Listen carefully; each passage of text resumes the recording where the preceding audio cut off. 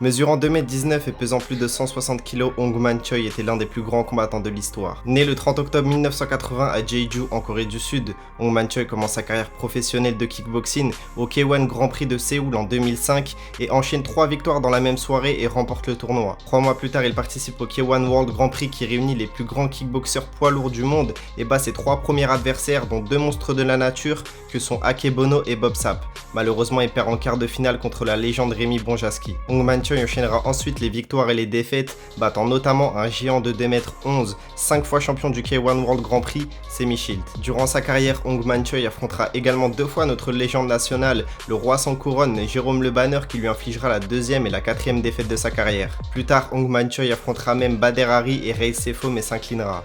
Entre temps, il commence sa carrière en MMA et affrontera les légendes du Pride que sont Mirko Cro Cop et Fedor Emelianenko, qui lui infligera l'une des soumissions les plus mythiques de l'histoire. Ong Man Choi termine sa carrière en 2009 mais reviendra 6 ans plus tard où il termine avec un bilan de 4 victoires pour 5 défaites en MMA et 13 victoires pour 9 défaites en kickboxing. En dehors des rings, Ong Man Choi était vu comme une icône en Asie, il avait même participé plusieurs fois à une émission de télé-réalité et avait même commencé sa carrière dans la musique. N'hésite pas à liker, partager et t'abonner si tu kiffes ce genre de contenu et nous dire également en commentaire quel combattant tu voudrais voir dans une prochaine vidéo.